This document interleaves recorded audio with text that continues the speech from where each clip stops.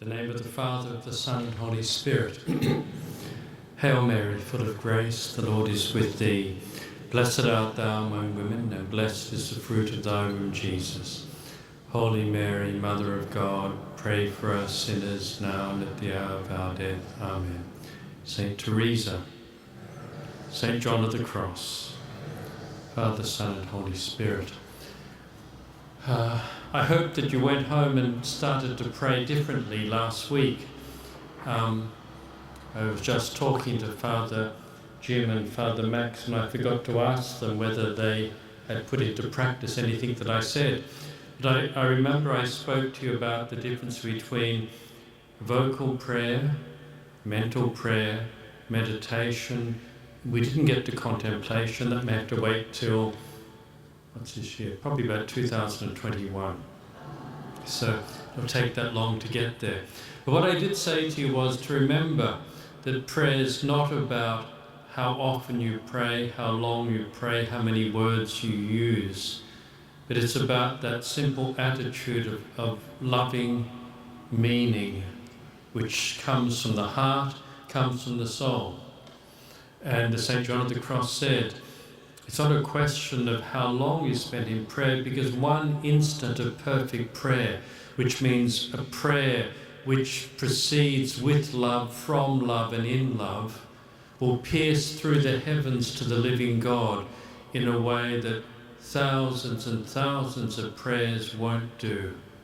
And that explains an awful lot, because you can be saying many, many prayers without seeming to get anywhere, with nothing in particular happening.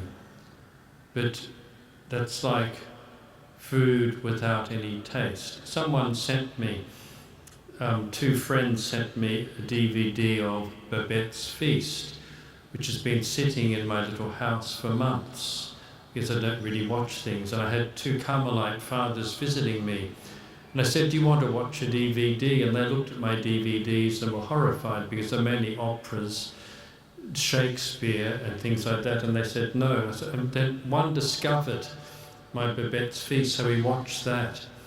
And at the end of it, of course, if you know the movie, as I now know it because I saw it, this lady comes and prepares for this Christian sect who despise anything of interest. They weren't Catholics, obviously, because Catholics like to enjoy life. They had food without any flavour. And she put flavour in their food, and at the end they were transformed. Well, prayer without love is like food without flavour. And it's in fact not the quantity of food which is of value, but it is the quality. And when it comes to prayer, it's the quality of your prayer, which means it's the love which is there, which is important. Okay, I didn't manage to finish what I wanted to talk about, which is not unusual. I need to add one more thing before we can move on to look at difficulties in prayer. So what would I say is essential for you when you pray? As I said to you earlier, to mean the words that you say, so that the words that you say, in fact, are the ways in which you attempt to articulate and express the love that you have for Jesus, the love that you have for God, the love that you have for Mary. Because otherwise they're simply words. So you need to bring meaning into the words, so that, as it were, you can even get to the point, like Saint Teresa of Avila, that you can let go of the words. Because the words only facilitate the movement of love. Someone over there at the end of the session last week asked me about a mantra. A mantra is not a prayer. A mantra simply facilitates and makes possible love, as does any technique that you might use for prayer. The rosary facilitates love. A mantra facilitates love. The Our Father facilitates and makes possible love. And when that love is there, the point can come where you don't even have to finish the words. If you use a mantra, the worst thing you can do if you're moving towards love in prayer is to think that the important thing is to keep saying the words. Because God doesn't want words, God wants love. And when you get to the point where you can move from a word to love, then you must let go of the word, or the words, or whatever they are, so that you can simply love. It's what was true of my parents at the end of their life. They were married for 60 years. But after about 45 years, there wasn't much to say to each other. My mother knew exactly what my father was going to say as soon as he turned his head. That used to annoy Dad, but Mum knew what her husband was going to say. And there was no need, because they simply loved each other. But earlier on they had to say many things to each other because that love wasn't there. And it's the same with prayer. The vocal prayer, the words with which you attempt to articulate love, until those words are no longer necessary and you can simply love. In which case, to get to where I wanted to finish last week, your prayer will move to time and space that you spend with God. You set aside time to be with God, where in that space that I spoke about in our first session, in that space which is defined by your soul, because God is within. And prayer will slowly move to the movement that you make within yourself to be alone with God. And being alone with God, you simply spend time. And those words now become things which make it possible for you to be alone with God. And never hold on to the words as if the words were magic spells, because they're not. They're simply, like anything else, they are creatures. A word is a creature like an ant, or a mouse, or a bird, or a human being. The words are created. And everything created is given to us so that through them we might be able to simply love. Which is what St. Therese means by a simple aspiration of love. Okay, that's where we left off. And I want to move on now to look at difficulties in prayer, and I'll begin by identifying the common difficulties. The most common one is you go to spend time with God, and what happens? You start falling asleep. That's what you will see in every Discalced Carmelite monastery of nuns or priory of friars. For 1 hour we sit there in the morning and 1 hour in the evening, and you look around, there are people falling asleep. It's a very common thing to have happen because it's natural. And why is it natural? Well, let's look at the other common distraction or difficulty in prayer. You go to pray and you want to spend your time with God, and your mind goes wild.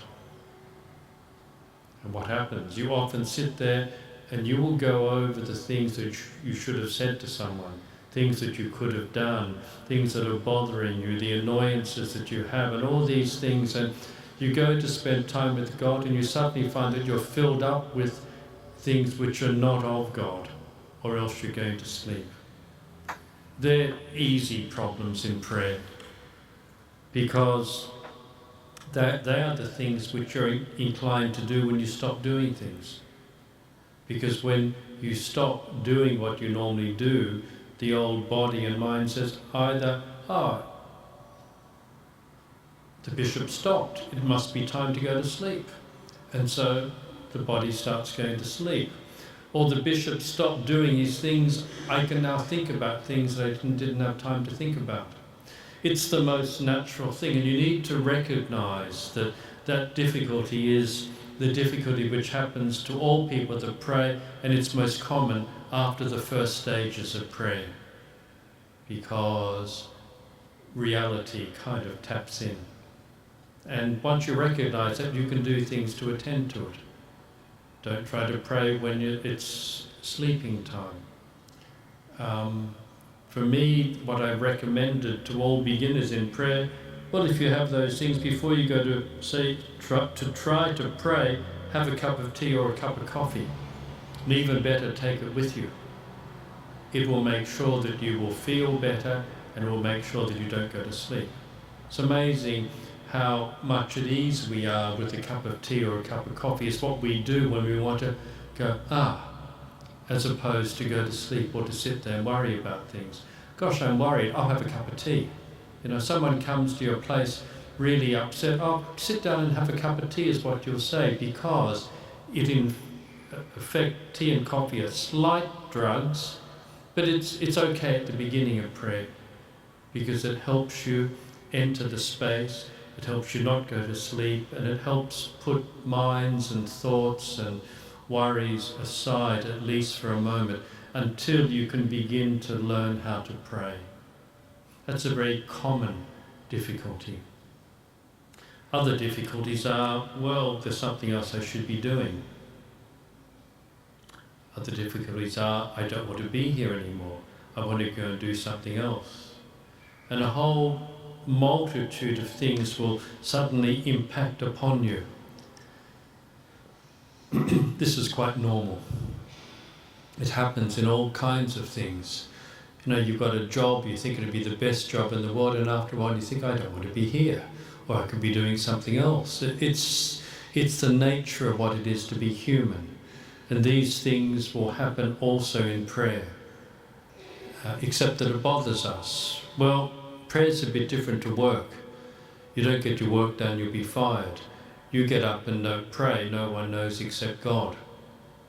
You don't put your effort into prayer, no one knows except God. And we generally think that the best thing to do is to put more effort in. The simple truth is that also doesn't work. Because if you were thinking about what I told you last week, prayer is not discipline. It's not self-discipline. Part of it is. The part of it which is self-discipline is developing the habit of prayer. But the praying is not an act of discipline. It's not fighting and pushing aside thoughts and feelings. That's Buddhism. It's not the same as Christian prayer. They are very distinct, they are quite different. There was a time when people thought that Christian meditation was the same as Buddhist meditation. Well, there are some common features that you have, but they don't lead to the same thing. I think I mentioned last year a man whose name was Augustine Ichiro Okumura. He died about 2 years ago, one of the Carmelites that I've had the wonderful privilege of meeting. A man who was a very godly man. When you meet people who are of God, they are different. They speak differently, they are different, and he was a man of extraordinary kindness. Kindness, I believe, goes with godliness. A wonderful man. But we were talking, and I was asking him about Zen Buddhism, because as I told you last year, he was a Zen Buddhist. Their family had a sub-temple, and so being the eldest son, he was meant to take over the temple. I don't know where it was probably Kyoto or something.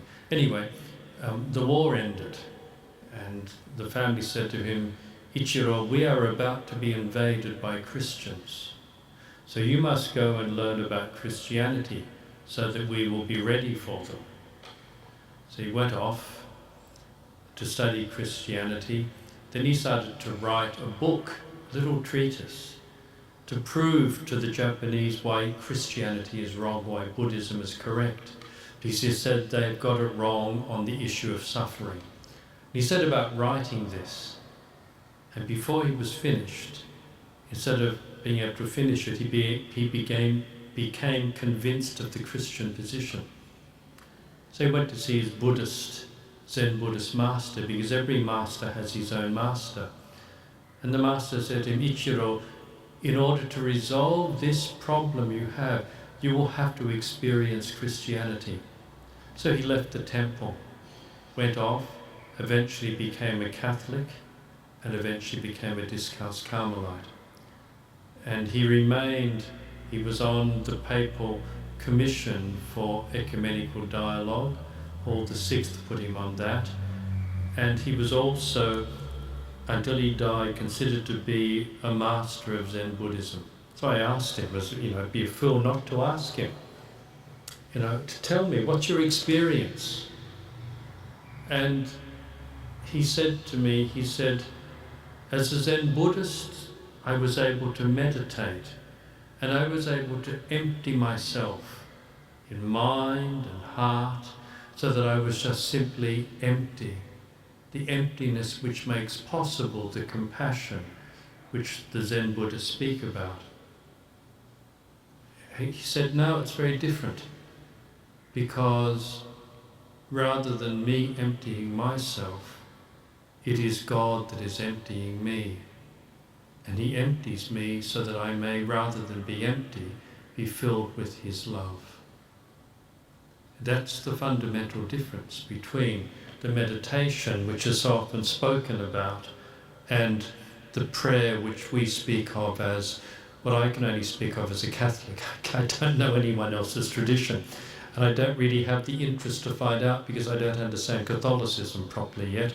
I don't understand the Gospel or Jesus or even Discalced Carmelite spirituality, so I've got enough to get through without worrying about what someone else believes.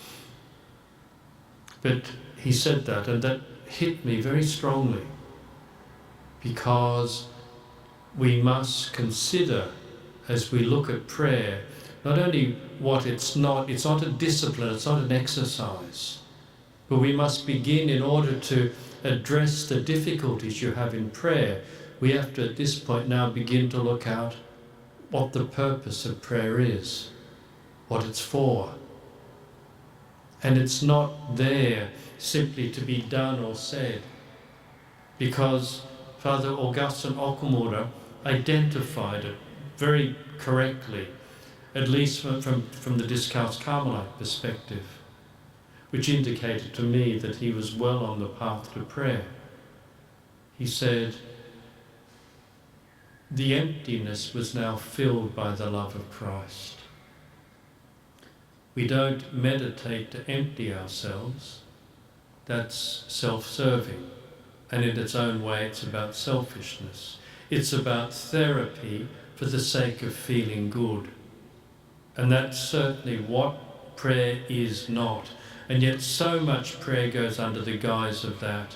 I do this because it makes me feel good. Well, it has nothing to do with prayer, in my opinion.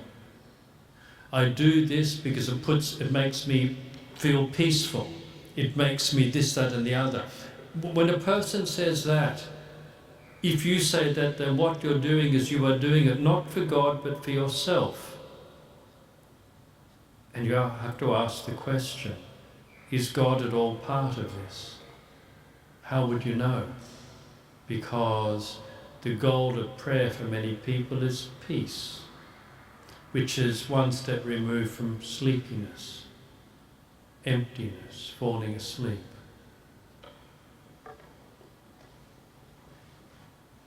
Augustine, I suspect he's probably in heaven, he was such a good man, can probably recognize the truth of what he said to me way back in 1995, I think it was. So that's, 22 years ago, when I was a young priest, wet behind the ears, and yet he greeted me as an equal, with such kindness, an extraordinary man. So what is prayer? What's its purpose? What does it do? It's a funny thing to ask, but if you don't have that in mind, then it's like trying to cook something without having any idea what it's meant to taste like. Okay? It would be like, I've got a Filipino friend sitting down the back there. It's like him telling me, we've got this wonderful dish in the Philippines called pancit canton. Pancit means noodles, and it's meant to be Cantonese noodles. So I eat this stuff, and it's not Cantonese at all. I'm Cantonese, my family are Cantonese, all of our cooking is Cantonese, and I've never tasted anything like it before, but it's called canton. It's not. And if he wants to cook noodles Cantonese style, he has to get the taste into his mouth. Otherwise he'll cook noodles Filipino style and call it Cantonese, and it won't be. You need to know what prayer is about and why you're praying. Otherwise, you won't be able to begin to address the struggles and the difficulties, and you've got no idea where you're going. in its own peculiar way, rather stupid. Well, some people say, I pray because someone needs my prayers. Okay, that's a good thing to do. We might look at that next week. Some people say, I pray because I'm afraid that if I don't, I'll go to hell. That's a very selfish reason to pray. It's not born of love, it's born of self-preservation. And I suppose that's a starting point. It's better than no starting point. Why do you pray? What are you doing? But if you're listening in the first two talks, you're part of the way to answering. What is the purpose of prayer? The answer must be God. Okay, without even kind of elaborating on what it means. The purpose of prayer is God, and if you don't want to say God, you can say something even better, Jesus Christ, because He is God. But that is the only adequate answer to what the purpose of prayer is. You don't know what that means yet, but if you give any other purpose, that I might get better, okay? That Father Max over there will be nice to me, for example, or something, or John over there will bake me a fruitcake. He bakes some of the best fruitcakes in Lismore. No. Whatever that is, the answer is, well, it kind of is an answer, but it's not good enough because it has nothing to do with God. And whatever the answer is, it must be about God, and in a way me, because I'm praying, but it has to be more about God than me, doesn't it? Otherwise, if my prayer is to ask God to make me taller, because I am the second shortest bishop in Australia, or to make me a bit fatter because I'm the skinniest bishop in Australia, or to make me more intelligent because I'm not as smart as those archbishops, then my prayer is, while it might be directed to God, it's not what the point of prayer is. And I'm going to run through a few of what the points of prayer are and come back and look at them. The classic answer is, the purposes of prayer is that I will be one with God. And where do you find that? You must always, as I said to you in the first session, go back to the gospel. Father, I pray that they may be one, as you and I are one. That we might be in them, as I am in you and you are in me. Okay, so again, that wonderful sense, we need constantly to be going, not to the Bishop of Lismore, not to the Carmelite saints, but to go to the Gospels. And what do we find there? What is Jesus' prayer? It brings about such a oneness between him and his Father, because that's what relationship does. It brings about a oneness.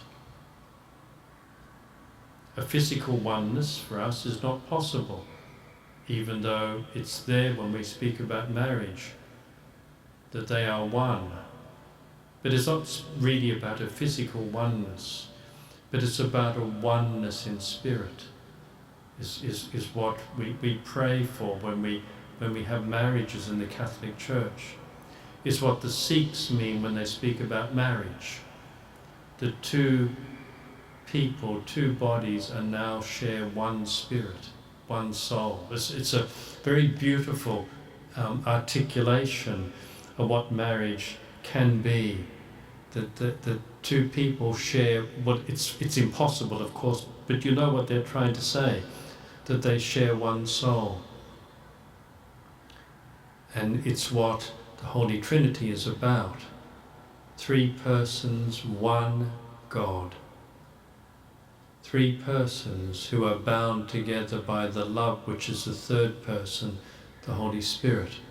So that the Father and the Son are indeed one, but distinct people, distinct persons. They are one God. And the purpose of prayer is, as it is with Jesus, pointing towards the oneness of the Father and the Son, brings about what is spoken of in the classical sense of union between me and God, so that I become one with God.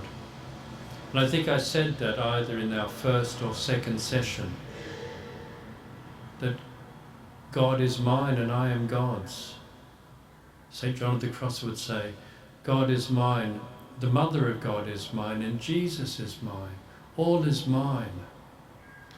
Because that possessive word mine is not a possessive of ownership and control, but the possessive which can be said because two people love each other. You are mine and I am yours. And the point of prayer is to move towards this. So now there are two foci that we need to have clearly in mind. The point of prayer is not me, but Jesus. And the point of prayer is Jesus in view of me becoming one with him, at one with God. And that begins to make very clear to us the real meaning of what it is to be human. Because the fullness of what it is to be human is achieved in and through prayer. And what it is to be human, I don't believe, can be understood outside of prayer. What am I trying to say to you there? What it is to be human is to be made, not simply, as we said last week, to be a temple of the Holy Spirit, to be the dwelling place of God. But to be human means that without God, I will never understand who I am or what it is to be human. And the converse is true. Without a strong sense of my humanity, I would not know who God is. So the goal and purpose of prayer is towards God and oneness with God. That straight away throws all of the difficulties which you have in prayer into a different perspective, because we experience our difficulties as inconveniences for ourselves, don't we? I want to pray, but this is happening. This is highly inconvenient and there's a problem. So the answer is I'll fight the problem or I'll give up. But there's another thing beginning to happen. Because if the point of prayer is Jesus Christ, in view of coming to oneness with him, and I think did I mention earlier that coming to be one with him is through friendship with him? Did I mention that? You're not sure, which means next year I can give the same talks. We may have to do that in 2020, because next year I'm going to take a different tack, I think. Didn't I talk to you about that? I did. Oh, good. Why am I getting a no from over there? Good. Okay. Where was I? You distracted me over there. Oh, yes. You need then to keep in mind what's happening and not to see the difficulties as things which are difficulties about yourself and what you're trying to do, because the difficulties generally will have another perspective to them, provided that, and this is where you need discipline, you give time and space to God each day, because it really doesn't matter what happens in that time and space in terms of what you're doing, because the more powerful thing is that if you give time and space to God every day, God will do something. It's kind of like what? You've got a tennis elbow. You don't know what to do with it. And someone says, oh, there's a great Chinese acupuncturist there. Let's go and see him. And he sticks these needles into you, and you don't do anything. You think, what am I doing here, sitting here with all these needles jabbed into me? Well, it doesn't matter what you're thinking or what you're doing. If you go every day and let the man jab those needles into you, it'll probably fix up your tennis elbow. If you'll give time and space to God every day, you will see that your life will change. Because it's like going to the divine acupuncturist, who, even though you might be thinking of something different or doing something different, he is nevertheless applying something to you by the simple fact that you're there. Okay, let's now turn to those difficulties. What's happening in the difficulties when we have in mind that the perspective is God, oneness with God, and all of the things that I spoke about? The first thing to keep in mind, having learnt that, is the point of prayer is not how you feel. And if what you're doing when you're praying is trying to set up a way of feeling, you're trying to turn what you're doing into some kind of Eastern meditation. It's not about being at peace or feeling happy. You know, if your bishop suddenly dropped dead here and now and you go and pray, you'll probably be laughing and as happy as can be. At last, we've lost our bishop, we'll get someone better after him. And you'll go to pray and you'll be giggling. Well, nothing you can do about that because that's how you're feeling. If someone you love dies, you'll go and pray and you'll be crying. Nothing you can do about that. Should you expect to feel happy when someone you've loved has just died? And you go to pray and you think, I should be feeling peaceful? It's quite bizarre, because so often the difficulties and distractions that you have when you go to pray simply are an expression of who you are and where you are today. And the worst thing you can do is try to go and live in a vacuum.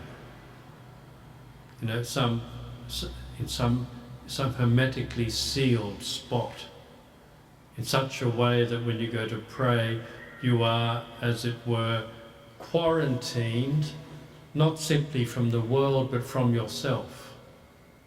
That's what many people want when they go to pray. And they say, I can't pray because, unfortunately, I'm breaking into my own prayer. Unfortunately, when I go to pray, I have my own thoughts and my own feelings and my own concerns.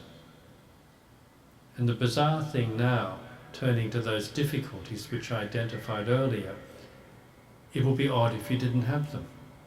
But at least, until you work out what to do with them, in the correct sense. And the correct sense is not about getting rid of them or killing them, because that's kind of like killing yourself, in such a way that your prayer no longer is about relationship with God. It's more about therapy, that this is a therapeutic thing that you do so that you will feel good, but God's not there. What's happening as you're having these thoughts and feelings and things? This is, in fact, you bubbling to the top of your prayer. And what am I supposed to do about it? Learn to pray in the midst of that. Learn to be in the presence of God in the midst of that. What happens when a man and a woman marry and his jealousy begins to manifest itself? What should he do in the midst of that? In the presence of her love, he must grow accustomed to his own jealousy and recognize himself as a jealous person, so that that jealousy does not become an obstacle to their love. Because that jealousy which he experiences has nothing to do with her. It has nothing to do with the relationship, but it's what begins to show itself in him because he is by nature jealous. She could be someone who is sensitive and easily hurt, and small things that he says and does bring about a hurt in her. What should she do about it? The worst thing she could do would be to run away from him every time she was hurt. She has to learn to stay there and recognize this truth in herself and learn how to be able to continue to love and to love in the midst of her hurt. Do you see what I'm saying? Because the truth of myself only emerges in relation to another person. That relationship is so important. It's what happens in friendships. People who have capacity for friendship must have capacity for self-knowledge. Otherwise their friendship will never go beyond a certain point. People who have the capacity for a mature marriage have to be able to go beyond themselves. Otherwise they themselves will be the impediments to their marriage. Only thing is they'll blame the other one. You know, that's a wonderful thing. When it's about people, you can always blame the other person. Problem is when it's about God, you can't really blame God, which in many ways makes prayer, if you're honest, a bit easier than human relationships. Because what emerges as your difficulties and distractions is the beginning of what Saint Teresa speaks of as self-knowledge or humility. Because what emerges there begins to point to and speak to me of my real self. And the turning away from and avoiding prayer in this instance is now no longer a turning away from prayer, but I would say is an avoidance of yourself. Because you need to look at what is it that's bothering you when you try to pray. Well, the easy ones I've talked about. You've got things to worry about and things like that. But you will find that when you go to pray, as you progress in prayer, the difficulty in prayer very often is something about who you are. Now, I want to turn it around so you can begin to understand what's happening. I believe that what God loves in me is what I experience. Okay? So why isn't he loving the things that I love about myself? No. He's loving the things in you that you so often do not like in yourself.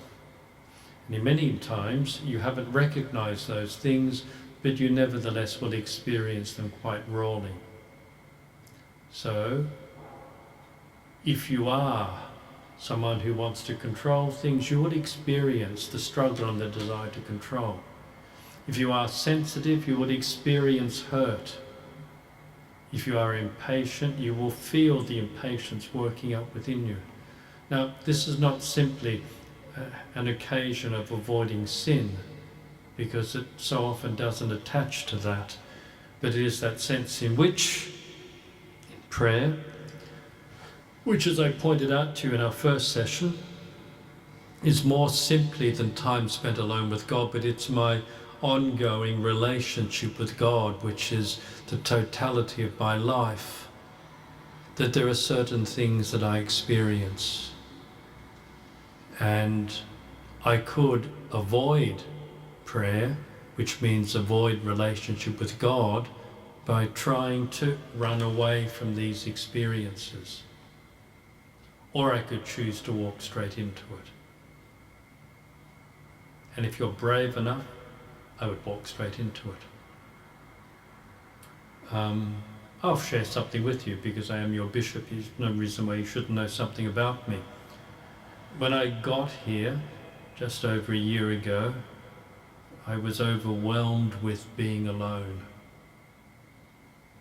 It was very, very difficult because I've never been alone in a house for the whole of my life until I became Bishop of Lismore. I had a community, I had a family, and there was the possibility of going down, I knew I could, and knocking on Father Jim's door and saying, "Can I come in and have a cup of tea?" Or calling my cousin, Margaret, and saying, "You know, drop around or something." But I knew that if I did that, I would be running away from myself. And I knew that the only thing that I could do, and I had to do, because if I didn't do it, I couldn't be your bishop, was to walk right into it, to suffer it, and to find God there. That whatever yours is will be different, and it will impact upon your time of prayer as well. We have to, in prayer, walk with God into ourselves and find God there. Because God's on the other side of who you are. You don't come, if you want to find God, you don't come in here and look at the tabernacle or the statue. God is in the tabernacle, that's true. But you'll only find God if you enter within yourself and do not run from yourself. That's why prayer is so important, to give that time and space when everything that's happening would tend to move you away from prayer. And sit there and look at the God that you can't see. But more importantly, let that God stick needles into you. Or, to use the real words, to stay there and allow God to love you.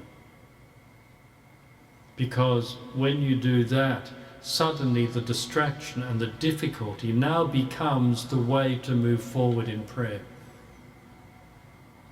Because, as I said to you, prayer's about God, not about me. And therefore I have to lose myself in order to be with God. To gain myself will ensure that I will not find God. And in the midst of the difficulties and hardships of prayer, we must lose ourselves, because only by losing ourselves can we go through, and through understanding ourselves and going through ourselves, we will find God on the other side. Because I'm firmly of the opinion that somehow in every experience I have, the love of God is there. And if we don't seek the love of God where God is loving us, and if we seek the love of God where God is not loving us, we're going to get it completely wrong. So that'll probably do at this point, because I've only got 15 minutes to go. So there are some other things I wanted to say at this point, because those of you who have an understanding of spirituality will recognize that a big aspect of difficulties in prayer have not been mentioned, but these ones that I've discussed now are probably more helpful for you. So quite simply, prayer is friendship and relationship with God. In the midst of your experience, understand yourself and go beyond yourself into the presence of God, and allow God to love what you find difficult. And then you will experience it differently until you find that God is there. Okay, I need to move to another difficulty in prayer, and it's one that I haven't mentioned. And it goes by two very simple names. Dryness, well, let's use three. Dryness, darkness, and emptiness. That's quite different to a struggle. It's quite a different experience. Because the ones that I've spoken about are things which you can kind of run away from or go in and fight. But it's very hard to go in and fight emptiness. There's nothing there to fight. And yet these three things are common experiences in human life. Dryness means nothing seems to give any satisfaction. I don't really want satisfaction. I'm not interested in anything at all. Darkness that's a hard one, we'll come back to that. Emptiness is, you know what that is? I just feel empty inside. And that in fact is a very common experience when you go to pray. I go to pray and it's not simply that I'm not feeling the therapeutic me, but there's just nothing there. And darkness is, let's mix dryness and emptiness up together with not knowing what's happening. at this stage is probably sufficient without trying to go into describe that. John of the Cross describes a number of darknesses, 3 distinct ones in fact, but I won't do that because to cover darkness fully would require more than one talk, in fact a number of talks. But dryness, darkness and emptiness, and if you've experienced these things you'll know what I mean, and they're not just experiences which you have in prayer, which is why it's interesting that prayer experiences are often kind of ones which you recognize because they're part of human experiences. And I'm sure you've all experienced at least one of dryness, darkness or confusion at times, not the same as being confused, and emptiness. These are very common also, but they have a different structure, a different foundation, because the ones that I've spoken about earlier, the foundation of them are something within me. Okay, so you tend to be hurt, you tend to have all these different things, and those particular distractions and difficulties that I spoke about are yours on account of the person you are. Okay, and if you're a sensitive person and you get hurt easily, you'll experience hurt and that in prayer and other times. But if you're not inclined to get hurt, you won't experience it. Okay? If you're not a jealous person, you won't experience it. If you're not an angry kind of person, you won't experience anger. Okay? Because those things attach to you on the basis of the kind of person you are. And as I said, what's happening here, I didn't say it, but I should have said it, there is a purification of who you are that can begin to happen in your spiritual life, because God is loving that part of you as you experience it. But in terms of dryness, darkness and emptiness, it's not because God's loving something, well, not necessarily in the same way. There's something different happening.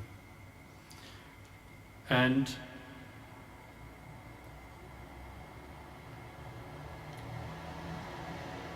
I suppose,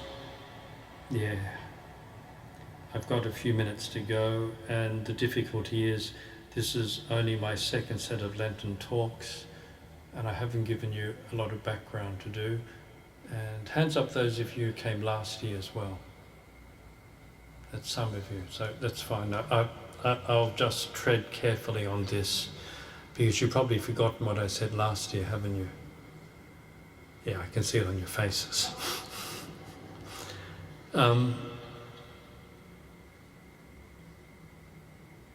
There are certain inner experiences which we can have, which are not simply on account of our own personality or disposition, but there are certain inner experiences that we can have simply because of the work of God within us. And when a certain set of them happen, very often those experiences are there because they are directing us in a certain direction in prayer. And therefore they're not distractions and difficulties in the same way as the earlier ones that I spoke about are. Last week I spoke to you about prayer as being the use of words, which should be a means of expressing love in order to move the soul to the simple movement of loving God.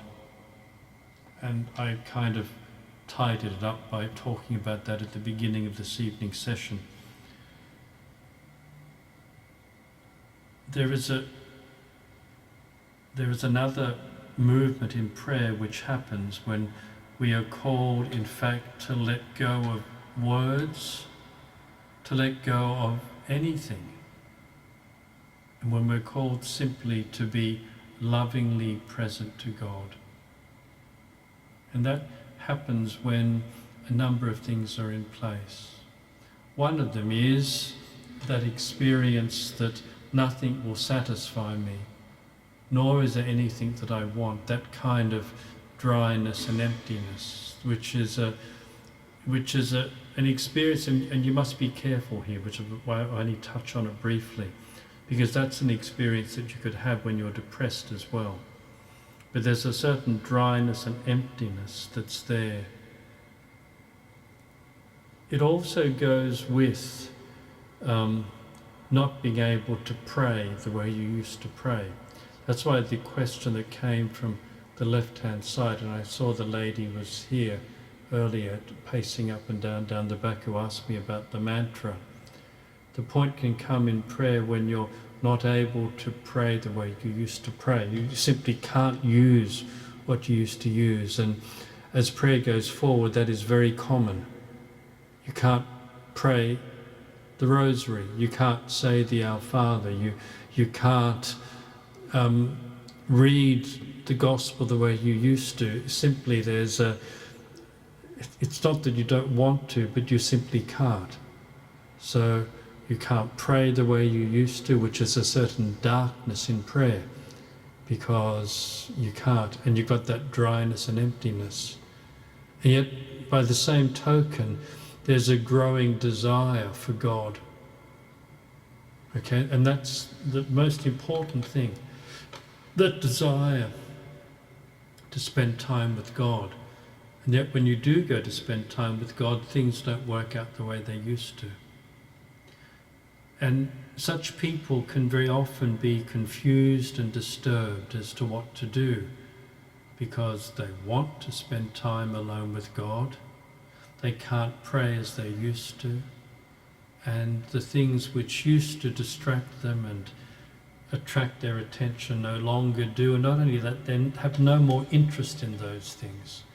So a very real disinterestedness, a very real darkness in prayer, but a growing desire and love.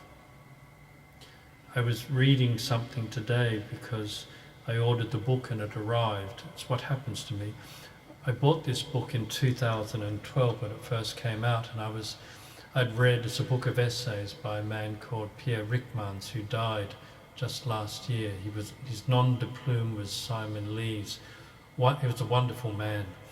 I had him come and give talks to the Carmelite friars, and I read about 3 essays, and I was telling one of our friars how wonderful it was. You know, I said, don't, but you read my one.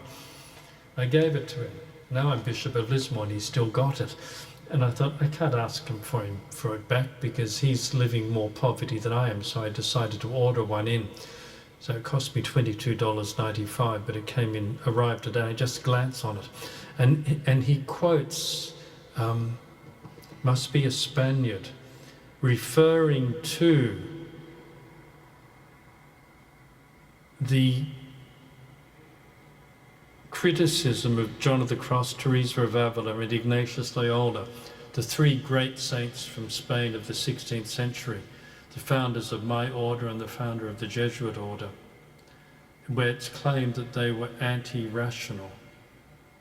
And Pierre Rickman says, no, it's not the case.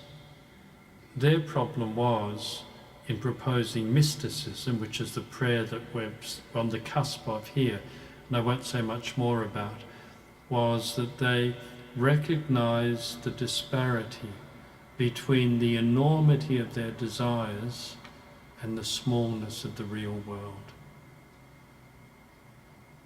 That's somehow at the heart of that desire for prayer.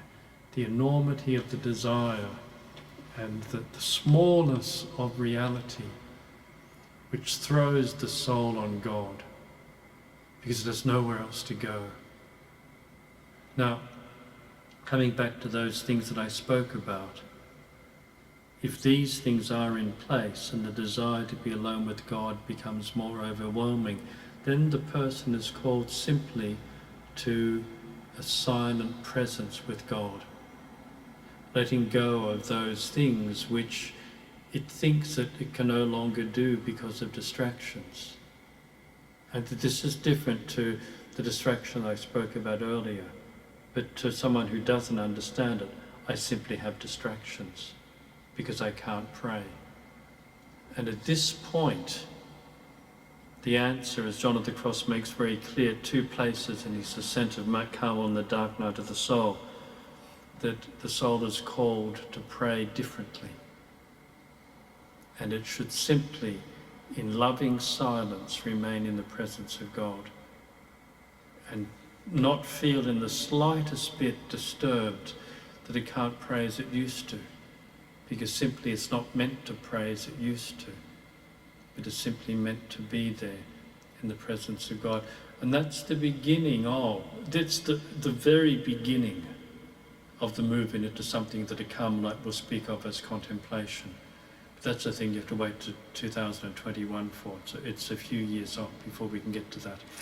1 minute to 8, and I'm very, very obedient to Father Jim, so I have to stop. Do you have any questions or thoughts that you want to bring to me at this point? Yes. Can you come forward and speak out? Praying in tongues. Okay. Praying in tongues has virtually nothing to do with anything that I've spoken about. When you look at St. Paul's first letter to the Corinthians, where he mentions tongues, he's in fact exhorting people, please don't all pray in tongues, but only a few of you. That's what he's saying there. So tongues for a discalced Carmelite are not a sign of greater prayer, because I don't know what love is there. There is only one measure of love, of prayer, and that's love. And where do you see it? St. Teresa says you will see it on how you love others, because you can never recognize how you love God. And you might have tongues, you might be able to cure people, you might have all these things, but they're nothing compared to faith, hope and love, as St. Paul says. So be very careful of those parts of the Christian tradition and prayer which kind of look wonderful, because great prayer is hidden. And holiness is hidden, especially from the holy person. If you're holy, you won't know, and you don't want to know, because you might start to feel good about it. And that's the end of the line when that happens. So someone can speak in tongues, you've got no idea what their prayer is like. But more importantly, listen to whether they use their tongue against somebody. And if they do, know that the prayer of tongues means nothing, because there's only one measure, and that's love. And you can't measure your love of God. So St. Teresa would say, show me how you love your neighbour, and I'll tell you about prayer. Anyone else? Okay, well, next week is the last week, and I have no idea what I'm going to talk about. Anyway, it's 7 days away, so it's too early to worry about it. Glory be to the Father, and to the Son, and to the Holy Spirit.